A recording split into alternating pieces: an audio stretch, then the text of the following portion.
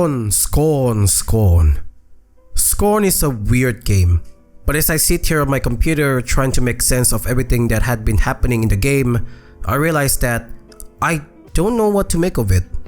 Initially, when I first finished the game, I thought it would be about heaven and hell and the depiction of childbirth, a mother going into labor and the pain of giving birth, sex and reproduction.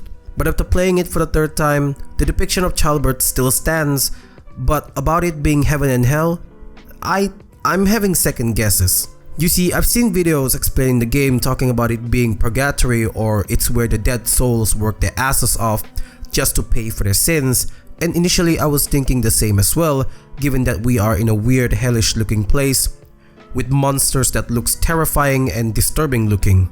But as I played this for the third time, it became apparent to me that we are not in some sort of purgatory. We are in an alien landscape. It's painfully obvious with the machinery we've been interacting throughout the entire game. Why it doesn't click with me in the first playthrough was beyond me. Even the trailer from 4 months ago said this: "You awake in the middle of a desolate hellscape filled with biomechanical contraptions, part flesh, part machine. An industrial civilization now lying in decay and ruin. A hidden fauna sleeps within the underbelly of the world, wanting nothing more than to be left undisturbed." Scorn does not have text or dialogue, which is why it's interesting to watch people come up with their own interpretation of what Scorn is about. I like that part of the game, but it can act as a double-edged sword. You are thrown into the game without any context other than you have to somehow complete some task for something greater. However, there are points in the game where I would just run around aimlessly, hoping there is an indication to where to go next for hours until it frustrates me. Same goes with the puzzle.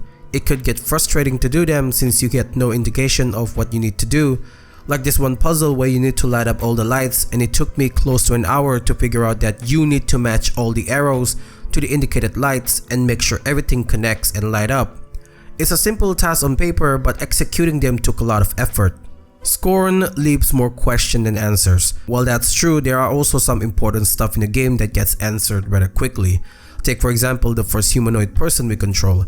At the end, after reactivating the pods, it explodes and the person we control was covered in sticky goop. This seems to kill him, and we switch over to the next humanoid figure that we're able to control. Upon arriving at the desolated alien factory, we learn that the first guy we control had mutated into this monstrous parasitic being who drains our life away at every journey. Now, I want to talk about the symbolism this game has. When you arrive at this grand place where you see statues depicting many sexual acts, it doesn't occur to me at first, but only after playing it for 3 times and examining this place thoroughly, only then I come up to the conclusion that what if everything in this game symbolized pregnancy? Because if I think about it that way, the more it makes more sense. There's a point in the game where we need to open up this egg-like thing with a person inside. This happened really early in the game once you've done the first puzzle. You get to do it in 2 ways. Either by scooping that person out, which leaves only his arms and effectively killing him, or cut open the egg and let the sad creature walks out and follow you like a baby struggling to walk. Whichever the choice is, if the symbolism is about childbirth, then the scooping animation could be an interpretation of the mother aborting the child, and cutting the eggshells could symbolize the mother accepting the baby by operating it with a C-section, thus giving life to the being. If the game doesn't throw enough childbirth, pregnancy symbolism at you, then how about this? There's a section in the game where you need to get red blood juice. You do that by compressing this baby-like figure to extract the juice. It's pretty morbid to think about it, but before you get to do that, you need to put the baby into the stomach of this human-like monster. What is interesting about this is that after you shot the stomach for the first time, the monster immediately covered the stomach with its hand and tried to protect the baby from incoming danger, just like how the mother would protect the baby from any danger before giving birth to it. Lastly, the ending. It's pretty unclear what it meant, so I'll try my best to explain it. Of course, since Scorn doesn't have any dialogue, you must come up with your own conclusion, and for this video, here's mine. The final sequence of the game had your character dying and was carried by this pregnant-like figure to this hole. Before you could reach it, the monster that was attached to you before attacked again, and this time bonded with our guy permanently.